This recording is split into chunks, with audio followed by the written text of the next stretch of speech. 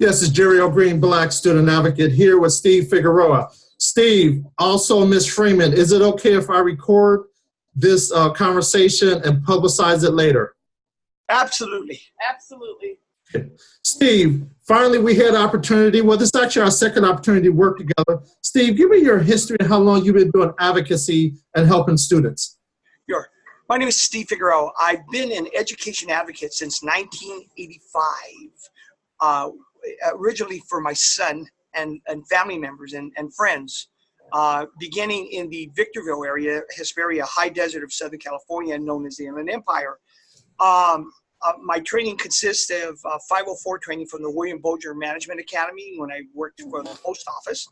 I utilized those very same codes to advocate for my son quite successfully, doing their early on administrative hearing and early on alternative dispute resolutions. I was so successful that parents began knocking down my door at 6 in the morning, coming from Fresno, coming from Calexico, to ask me if I would advocate for the children. And I've been successful. I was a governor appointee for Gray Davis on the Area Board 12 in Southern California in about 2000. I served on many disability rights boards across Southern California. I'm currently a member of the, though it's unassociated with the Hispanic Chambers, it's not associated with my advocacy that I do, but I serve on multiple boards. I ran for the Senate and the Assembly on special education issues. Okay. Steve, so now you've been working then in San Bernardino for years and years and years. Let's talk about some issues that's systemic across the board in San Bernardino County. And again, when I say that, it's not just limited to San Bernardino. I'm sure I'm having some of the same issues in Riverside County. Absolutely. Well, the very name Inland Empire, or San Bernardino County's Riverside, is derived from the Ku Klux Klan, the Inland Empire of the Knights of the Ku Klux Klan. And the first name has stuck. Beginning in 1985, I actually began taking on local Nazi groups on campus. They felt that they had a right to have Nazi clubs on high school campuses in Hesperia and Victorville. And that's where it began. And if it were not for the efforts of Vermont McKinney with the Department of Justice and others, U.S. attorneys, we wouldn't have defeated them. And so the history is long in this of treating Hispanics and African Americans disparately. There's been multiple, there were multiple shootings with law enforcement. African Americans are disparately expelled from school at much, much higher rates than other schools. Most assessments, when it comes to people of color, are done incorrectly. They don't do the appropriate assessments in special education, whether that's intentional or not, or whether that needs substantial more training by the psychologists in school districts on people of color with disabilities. There's a lot of issues here in the Inland Empire that are causing a lot of community problems. So Steve, with that, I'm sure you have brought these issues to the superintendent's attention, along with superintendent of schools office, I'm sure, in San Bernardino. Absolutely. I have filed multiple. In fact, I've been called the most prolific filer of Office of Civil Rights complaints in Region 9. I have filed multiple complaints and have had direct intervention, even from the highest position on hand when Clinton was in office, and others from the Department of Education in assisting me in advocating for students of color, and not only in disparate treatment and access to the curriculum, but differentiated treatment in access to just basic education programs in the area of special ed for a variety of special ed students, but primarily students of color. We've had the issue of, again, not assessing properly. And we don't assess properly. That means they're going to be suspended more. They're going to be expelled more. They're going to be absent from school more. They're going to graduate and not know how to read and write. I had one recent one is we were in negotiations with an individual named Mr. Royal Lord, who tells one of my students, Hispanic students, who's homeless and living in the bathroom at Montclair High because he had nowhere else to live. Hey, would you like me to throw in some hamburgers as part of this negotiation? totally humiliating him because he's homeless and Hispanic. And this, we file the complaints, but this guy just goes on and on degrading people, making inappropriate comments and shouting during meetings, making accusations. I've had him call some of my clients, parents of color, that they speak too loud and they shout, that they're liars. And he's supposed to be acting as a facilitator. And instead, you would think he's acting as attorney. Even recently in a meeting, he's saying, well, let me tell you, he knows the law better than anybody. I mean, he said that in a meeting to us yesterday. So now let's talk about this individual, because dealing with Ms. Freeman right now and her student, let's talk about the background and the story of Mr. Lord for what you know about him. Well, what I know is my direct contact with him and communications with other advocates and parents that have dealt with him. Many, many parents that I've interacted with, and I know the advocate actually requested he not be present during any type of interaction with the West End SALPA, which is a special education local planning agency, a collaborative of districts that get together to pool their funding to reduce costs in serving children with disabilities. My interaction consists of what I told him, condescending when he speaks to parents, a claim to have more knowledge of law, even than attorneys in the area of special education. He said that yesterday. Accusing parents of lying when they're not lying. He doesn't even know the case. He doesn't even know the students or the issues. And it's just routine for him to do this. Walking out of meetings and saying it's over. Not even giving school districts an opportunity to speak their piece. Basically trying to control the entire meeting. And from a facilitator's, so his whole job is just to make sure the meeting moves, not to regulate it. Right. His as a facilitator, as other facilitators and other SALPAs have explained to me in their description, in the initiation of any meeting, their job is to not only to move the meeting together, but to find common ground where the two parties can agree upon, and so we could initiate programs or assessments, whatever needed for the child, and those issues where we disagree, to break them down into various areas so we could find where we agree, even where we disagree, and the issues where we ultimately disagree, we could settle that in a different form. In his particular meetings, it's basically all or nothing, his way or no way, and he doesn't act as he tries to present as a mediator or a facilitator, but really what he acts as a bully during the meetings. And I could bring multiple parents that would line up. I think I emailed you a sanction from the Office of Administrative Hearings, where they're telling them not to act like a lawyer or present or anything like that. There are guidelines that he and I as an advocate have to follow.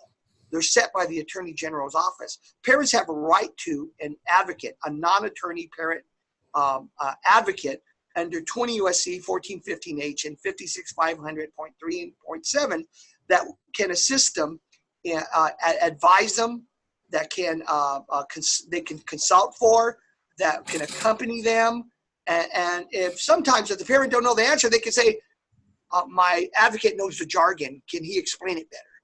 And then that's permitted. Okay, so Ms. Freeman.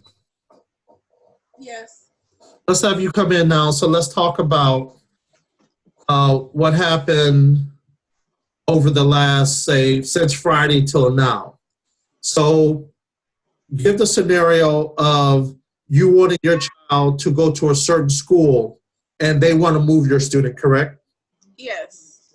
And that they're not respecting your position of authority being the #1 advocate for your student. Correct. Yes. Okay, so give me the breakdown of when you called me Monday night, and then I can speak and ask questions to it. Okay. So on Monday night, I had reached out to you to advocate for me, because I did, it's better to have, a color to represent you, because I think that they could understand me better. So I had an IEP meeting, and I had reached out to you so that you can be present at the meeting. And when we went to the IEP meeting, I had called you, and they told, you spoke to him on the phone, and you advised me to get up. And I did have an ADR meeting, which is to resolve the issues that's been going on. And when you did, Again, no worries, no worries. You're okay. You're okay. Hello, come on back up. You're okay. And so what happened was you called me and I said what the speech I would give.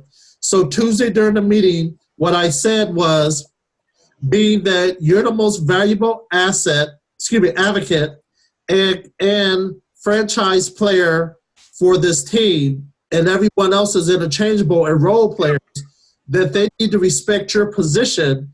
And because you always have the best interests of your student, because you are the parent and you're going to be with the student until they graduate into the rest of their life. And I said, because they were not respecting your position of authority and they just wanted to bully you. And what happens is that these districts and these county representatives, many times, they want to disregard their parents' rights and just bully them. So I advise you, until they want to respect your position, that you should leave the meeting, you and Mr. Figueroa, and then you can reconvene once they're ready to respect and understand your wishes for your student. So then that was Tuesday. So then on Wednesday, Mr. Figueroa receives a letter about your meeting you just spoke of, the ADR on Friday, that they would meet with you if you don't bring me. So now we have institution that's saying that a black advocate can't advocate for a black student. So you want to speak to that? I felt very bullied by the school district that I could not have you present on the phone. I felt like it was very racism, that you couldn't be present on the phone. I also felt like at the meeting, Royal Lord, who is supposed to be a facilitator, manager, I felt like he was acting as an advocate for Jan Van Dyke. He was the one doing most of the speaking. He was shouting. He had a really bad attitude. He even told me I was yelling at him when I wasn't. I was just speaking in a high tone pitch. So just that right there, just because you were a little excited, and now he's going to label and try to put the jacket on you as the angry black woman, just because you were just speaking your mind, and because it is your student and your baby, you're going to be enthusiastic and animated. But that's okay. It's his job as a professional to still be calm and respect your position and listen to what your point of view is. Also, they sent me an email stating that if I had Mr. Green present, that they would not continue with the meeting, that they wouldn't even think about having the ADR meeting, which as a parent, that is my right to have the meeting. I requested it and it's my right to have it. And I feel like I can have my advocates, anybody who I want to attend at the meeting. And I felt like they took my right away as a black parent in doing so, which I couldn't have you present, which I felt like they did a lot of bullying to make me try to steer their way. And understand, it's not only your right, again, it's your right and it's the law. Again, Mr. Figueroa just quoted that Ed Code says, yes, you can have any advocate of your choice that you feel is going to help in your case as you represent your student. So now after the meeting, what happened yesterday at the meeting? Let's talk about that. Okay, so yesterday we had an ADR meeting, and I'm basically, fighting for my son to continue at the placement that he is going to school at. They're trying to pull him from his current placement where he's going to school at, to place him at another school that I don't approve of, because they, you know, they do have all types of history, bad history, such as, I don't want to go into what that other school has, but it's not an appropriate setting for my son. And I tried to express them to that, and they basically turned down every offer that I asked for. So basically, what Mr. Figueroa just said is basically when two groups can't come to common ground, that they peel back the onion to see what's common, and then they put it back together and build on top of that. So it was either all or none. So you didn't get that option yesterday. No, I did not. And I think right now we need to look at, Mr. Figueroa, would you come back in camera real fast? Yes. And I think right now we need to also, on this video, call out the elected officials. So who are the assemblymen and the assembly person and the senator? So they need to know that they have their constituents who's being bullied, who's dealing with racism and discrimination in these districts, and they need to address this if they continue to want the black vote. Right. Senator Connie Leyva is the local senator. Assemblyman Freddie Rodriguez is also represents that district area. Okay. And right now, is there anything that either one of you want to add to the video before we wrap it up? Yeah, go ahead, Mom. I've been in a prior district prior to this school district I'm in right now, and I've never seen a school district treat a parent such as color as the way that they're treating me. I felt like they're really bullying me, and for my son's education, when at the end of the day, I am the parent and I have the best, you know, I'm the best advocate for my son too. And I feel like they're not listening to me or listening to, you know, I feel like they're not having me to be important to them, and they're just bullying me to doing what they want to do. And let's put that school district on the video. What's the school district's name? Mountain View School District. And that's okay, so, and Superintendent, you need to address this. And I will send this to your office, Superintendent. Mr. Figueroa, anything in closing? Well, I would hope that they realize that without the students, they have no job. And the tactics they use of bullying or speaking condescending to parents or children with disabilities who have no knowledge of the rights and procedural safeguards. They literally just throw a little booklet at you, say, here's your rights and procedural safeguards. They never sit down and say, let me explain them. The parents have no knowledge of the laws governing special ed. They rely on advocates. They rely on individuals who have some specialized knowledge through a variety of ways to help them and assist them during that meeting. So for the district to have the conduct that they're having of treating students of color, now I'll grant you, they treat all special education kids bad, okay? But students of color get it a little bit worse, okay? and it's evident. How I know? I have students of color in Mountain View District that are white, Hispanic, and black. And I see the difference. I see the difference in the IEPs. I see the difference in when there's a dispute. There's a more willingness to resolve issues with Anglo students. I mean, without question. There's a more willingness to resolve things with Hispanics with a little tug. But with African American students, this is the way it is. I mean, they just treat them different. You know, it's disparate, differentiated treatment. It's outright bullying. It's discrimination. There's no other word for it. So right now, I'm going to call out Hardy Brown, who's on the County Board of Education, and also the Superintendent, Ted Alejandro. And again, they will receive this video also. Mr. Figueroa, anything else you would like to say in closing? Well, since you're calling out our elected officials, I would hope that they would initiate independent investigations, meeting with a variety of parents throughout the West End South, but not only that, throughout the county, because currently I am involved in litigation against the County Board of Education for harming students Okay, I'll be key witnesses in many of those cases because breaking students' legs, putting kids' arms out of their sockets, molesting kids within the county, and they try to say it never happened. It's ridiculous. This is something that they need to be called out on and hold to the standard to which they promise when they're elected. And I'm going to speak to this, and I'm going to close after I say this. There's something that I code the educational yellow line, which is just as strong or stronger than the law enforcement blue line. And the difference is that as an educator, if they have their master's or doctorate, they could have $50,000 to $300,000 worth of student loans. Then they've probably been teaching 10, 15 years. So they might have a mortgage, might have kids, might be planning for college.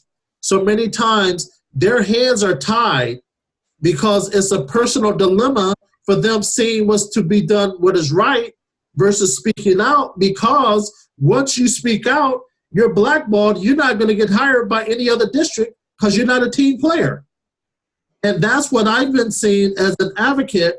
And I still get calls behind the scenes. But again, it doesn't matter if a teacher is saying, I love little Jerry, he's a great student. But soon as the boss or the superintendent come in and say, we have a problem with Jerry, all of a sudden that teacher or that counselor is not going to say favorable things about little Jerry anymore. Oh, little Jerry always talked. Little Jerry, now you got to assassinate the student's character for the districts and for you to be safe in your job. Jerry, there's something else here that's also that I'd like to bring up, and I hope it's included. Liz Freeman, the parent, brought you out for a reason. You're a black student advocate. That offended them.